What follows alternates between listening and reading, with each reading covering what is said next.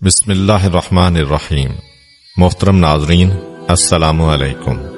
ایک مرتبہ حضرت عیسیٰ بن مریم علیہ السلام کسی پہاڑ کی چوٹی سے گزر رہے تھے۔ اس وقت ابلیس ان کے پاس آیا اور اس نے ان سے کہا، روح اللہ، یہ بتاؤ کیا تمہارا خدا اس بات پر قادر ہے کہ اگر تم اس چوٹی سے نیچے گرو تو وہ تمہیں بچا سکتا ہے؟ حضرت عیسیٰ علیہ السلام نے کہا، جی ہاں، میرے رب کو یہ قدرت حاصل ہے۔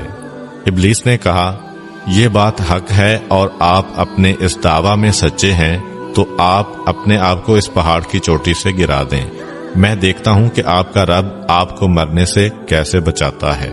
حضرت عیسیٰ علیہ السلام نے محسوس کیا کہ شیطان لعین انہیں ناجائز وسوسہ میں مبتلا کرنا چاہتا ہے۔ انہوں نے اس سے کہا، لعین، کیا تو چاہتا ہے کہ میں اپنے رب کی آزمائش کروں؟ یہ علیحدہ بات ہے کہ مجھے اس بات کا یقین ہے کہ میرا خدا میری حفاظت کرے گا۔ اللہ کا ہر فرمان برحق ہے اور ہمیں اس میں شک کرنے کی کوئی گنجائش نہیں ہے، لیکن میں خدا کی آزمائش نہیں کرتا۔ کچھ دنوں بعد ابلیس ان کے پاس آیا اور ان سے کہا، عیسیٰ علیہ السلام، تم تو اللہ ہو کیونکہ تم مردے زندہ کرتے ہو اور غیب جانتے ہو اور لوگوں کو غیب کی خبریں دیتے ہو۔ حضرت عیسیٰ علیہ السلام نے اس کی بات کاٹتے ہوئے کہا، لعین، تو جھوٹ بکتا ہے، میں خدا کا مستجاب الدعوات بندہ ہوں۔ اللہ میری دعائیں قبول کرتا ہے اور اسی کے حکم سے مردے زندہ ہوتے ہیں، اور جہاں تک غیب کی باتوں کا تعلق ہے تو خدا مجھے غیب کی اطلاع دیتا ہے، میں لوگوں کو اس کی خبر دیتا ہوں۔ جب ابلیس نے دیکھا کہ عیسیٰ علیہ السلام اس کے جال میں پھنسنے پر آمادہ نہیں ہیں تو اس نے چیخ ماری اور ان کے سامنے سے بھاگ کھڑا ہوا۔ ابو نصر نشاپور کا ایک سلطان ہو گزرا ہے۔ ایک مرتبہ وہ لاؤ لشکر سمیت اپنے دارالحکومت میں داخل ہو رہا تھا کہ ایک مکان سے قاری کی آواز نے اسے چونکا دیا۔ ابو نصر قرآن سننے کے لیے رک گیا۔ قاری نے دلسوز آواز میں سورہ آل عمران کی آیت نمبر 26 کی تلاوت کی، جس کا ترجمہ یہ ہے، آپ کہہ دیں کہ اے اللہ، تو ہی مالک الملک ہے، تو جسے چاہے سلطنت عطا کرے اور جس سے چاہے سلطنت چھین لے، اور جسے چاہے عزت دے اور جسے چاہے ذلت دے، تمام بھلائی تیرے ہاتھ میں ہے، بے شک تو ہر چیز پر قدرت رکھتا ہے۔ اس آیت مجیدہ نے سلطان کے دل پر گہرا اثر کیا۔ وہ یہ آیت سن کر کانپ اٹھا، گھوڑے سے اترا اور رکوع کیا، پھر سجدہ بجا لایا۔ کچھ عرصہ بعد اس قاری کی وفات ہو گئی۔ اس کے ایک دوست نے خواب میں قاری کو دیکھا کہ خدا نے اسے جنت میں عظیم مقام عطا کیا ہے۔ اس نے قاری سے پوچھا کہ تجھے یہ مقام کس وجہ سے نصیب ہوا ہے؟ قاری نے جواب دیا، میں تو ایک بدکار اور گناہگار انسان تھا، میرے نامہ اعمال میں کوئی خاص نیکیاں نہیں تھیں، مگر اس کے باوجود خدا نے مجھ پر خصوصی کرم کیا اور مجھے یہ مقام عطا کیا، اور خدا نے مجھ سے فرمایا، تو نے دنیا میں ایک سلطان کو ہماری عظمت یاد دلائی تھی، اس کی وجہ سے ہم آج تجھ پر رحم کر رہے ہیں اور تجھے بلند مقام عطا کرتے ہیں۔ جی ہاں، اللہ تعالیٰ کا فرمان ہے، فاذکرونی اذکرکم، تم مجھے یاد کرو میں تمہیں یاد کروں گا۔ پرانے زمانہ میں انطاکیہ ایک بہت بڑا شہر تھا۔ یہ شہر ایشیائے کوچک میں واقع تھا۔ اس شہر کی لمبائی 12 میل تھی اور اس میں انسانوں کی ایک بھاری تعداد قیام پذیر تھی۔ انطاکیہ شہر کے لوگ گمراہ اور ظالم تھے۔ وہ ستاروں اور بتوں کی پوجا کرتے تھے۔ اللہ تعالیٰ نے ان کی رشد و ہدایت کے لیے ان کے پاس 2 نبی بھیجے۔ اہل شہر نے ان کی تکذیب کی تو ان کی تقویت کے لیے تیسرے رسول کو وہاں بھیجا گیا۔ چنانچہ تینوں انبیاء نے لوگوں کو خدا کے راستہ کی دعوت دی اور شہر کے گوشہ گوشہ میں انہوں نے تبلیغ دین کی، لوگوں کو توحید کی دعوت دی، معاد اور یوم قیامت سے آگاہ کیا اور انہیں عذاب خداوندی سے خبردار کیا۔ اہل شہر بڑے بدبخت تھے۔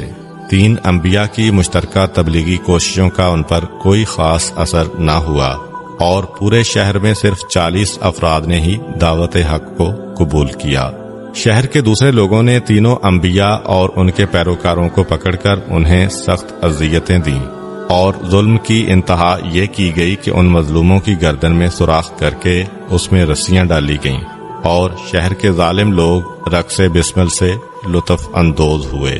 اس شہر میں ایک مرد مومن رہتا تھا جس کا نام حبیب النجار تھا۔ وہ ان انبیاء پر ایمان لایا تھا، لیکن وہ اپنے ایمان کو مخفی رکھتا تھا۔ وہ شہر میں بڑھئی کا کام کرتا تھا۔ اسے جو مزدوری ملتی تھی وہ اس کو 2 حصوں میں تقسیم کرتا تھا۔ ایک حصہ اپنے اہل خانہ کو کھلاتا تھا اور دوسرا حصہ غرباء و مساکین میں تقسیم کرتا تھا۔ جب حبیب النجار کو اس ظلم کا پتہ چلا تو انہوں نے اپنی قوم کو تبلیغ کرتے ہوئے کہا، اے میری قوم، ان رسولوں کی پیروی کرو، ان کی اتباع کرو جو تم سے کوئی اجر نہیں مانگتے اور وہ راہ راست پر ہیں، اور میں کیوں نہ اس ذات کی بندگی کروں جس نے مجھے پیدا کیا ہے اور جس کی طرف تم سب کو پلٹ کر جانا ہے۔ کیا میں اس ذات کے علاوہ کسی کو معبود بناؤں؟ جبکہ اگر خدائے رحمان مجھے ضرر پہنچانے کا ارادہ کر لے تو ان کی شفاعت مجھے کوئی فائدہ نہیں دے سکتی اور نہ وہ مجھے چھڑا سکتے ہیں۔ تب تو میں صریح گمراہی میں مبتلا ہو جاؤں گا۔ میں تو تمہارے پروردگار پر ایمان لے آیا ہوں، لہذا میری بات سن لو۔ کیا میں اسے چھوڑ کر دوسرے معبود بنا لوں؟ حالانکہ اگر خدائے رحمان مجھے کوئی نقصان پہنچانا چاہے تو نہ ان کی شفاعت میرے کسی کام آ سکتی ہے اور نہ وہ مجھے چھڑا ہی سکتے ہیں۔ اگر میں ایسا کروں تو میں واضح گمراہی میں مبتلا ہو جاؤں گا۔ میں تمہارے رب پر ایمان لے آیا، تم بھی میری بات مان لو۔ لیکن ظالم لوگوں نے ان کی بات پر کان نہ دھرے اور ان کی نصیحت سن کر خواب غفلت سے بیدار نہ ہوئے، بلکہ ظالم درندے یکدم اس پر ٹوٹ پڑے اور بیچارے کو اتنا مارا کہ اس کی آنتیں باہر نکل آئیں۔ پھر اس کا گلا دبا کر قتل کر دیا اور لاشا کو ایک کنویں میں ڈال کر اس میں مٹی ڈال دی گئی اور وہ کنواں اس کا مدفن بن گیا۔ بعض روایات کے مطابق ظالموں نے اسے پکڑ کر آری سے 2 حصوں میں تقسیم کیا تھا۔ ایک اور روایت میں مذکور ہے کہ لوگوں نے اس کی گردن میں سوراخ کیا اور اس میں رسی ڈالی اور پھر اسے صلیب پر چڑھا دیا، جہاں اس کی موت واقع ہوئی۔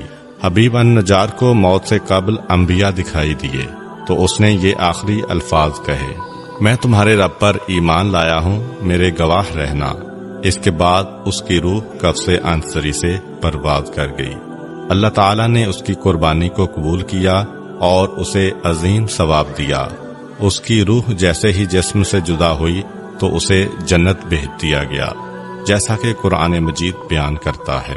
حبیب النجار کو نیک انجام مبارک ہو۔ امید کرتا ہوں کہ آپ کو آج کی ویڈیو اچھی لگی ہوگی۔